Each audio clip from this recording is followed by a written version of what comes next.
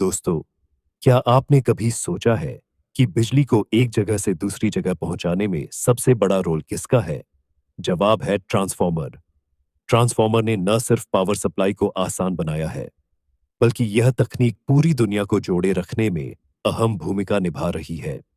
जानिए, यह छोटा सा डिवाइस कैसे इतना बड़ा काम करता है। इस वीडियो में हम जानेंगे ट्रांसफॉर्मर क्या है तथा ये कितने प्रकार के होते हैं, संरचना, construction, working, cooling, energy losses तथा कॉन्फ़िगरेशन के बारे में विस्तार से जानेंगे। चलिए तो वीडियो को स्टार्ट करते हैं। तो सबसे पहले देखेंगे ट्रांसफार्मर क्या है।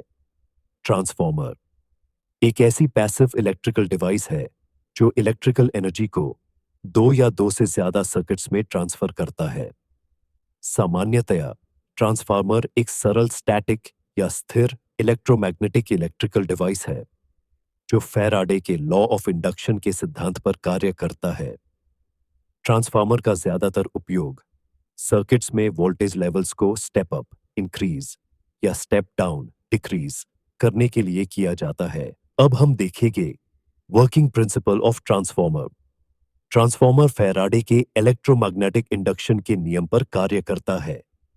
फैराडे के इस नियम के अनुसार जब प्राइमरी कॉइल में करंट चेंज होती है, तब सेकेंडरी कॉइल से जुड़ा हुआ फ्लक्स भी चेंज होता है। इसलिए सेकेंडरी कॉइल में विद्युत वाहक बल इंड्यूस होता है।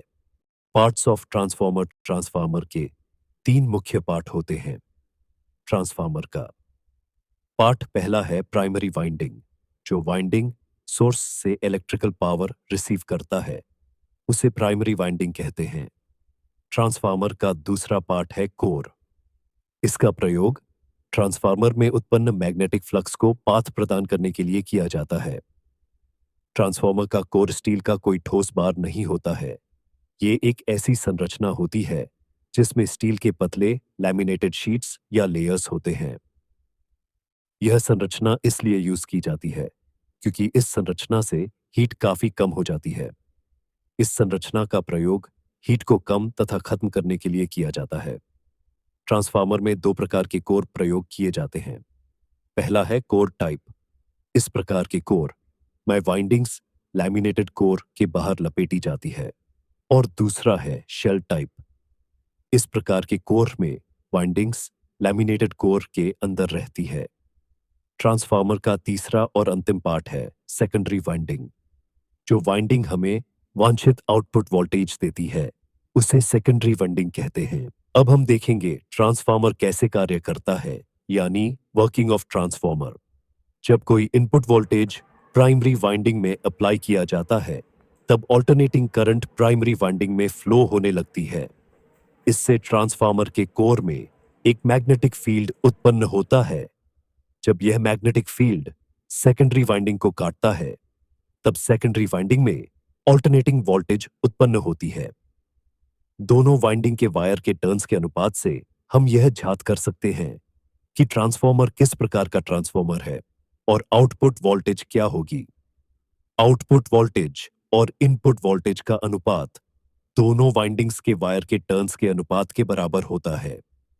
एक ट्रांसफार्मर का आउटपुट वोल्टेज इनपुट वोल्टेज से ज्यादा होता है यदि उसकी सेकेंडरी वाइंडिंग के वायर के टर्न्स की संख्या प्राइमरी वाइंडिंग के वायर के टर्न्स से ज्यादा होती है। इसलिए इस प्रकार के ट्रांसफार्मर को स्टेप अप ट्रांसफार्मर कहते हैं। यदि सेकेंडरी वाइंडिंग में टर्न्स कम हो, तो आउटपुट वोल्टेज इनपुट वोल्टेज से कम होगी।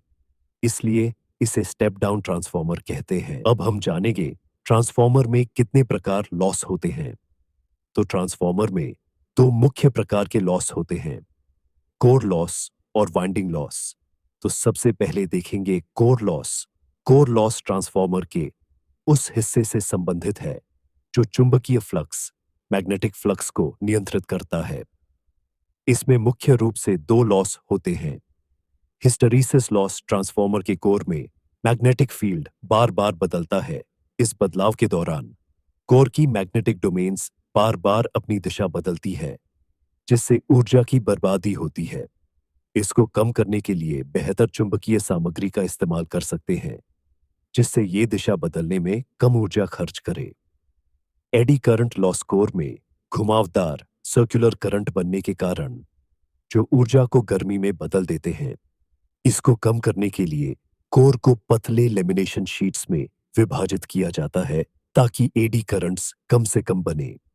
अब हम लोग जानेंगे copper loss. Copper loss winding के तारों में रेजिस्टेंस होता है जिससे करंट के बहाव के दौरान ऊर्जा की बर्बादी होती है और यह गर्मी में बदल जाती है।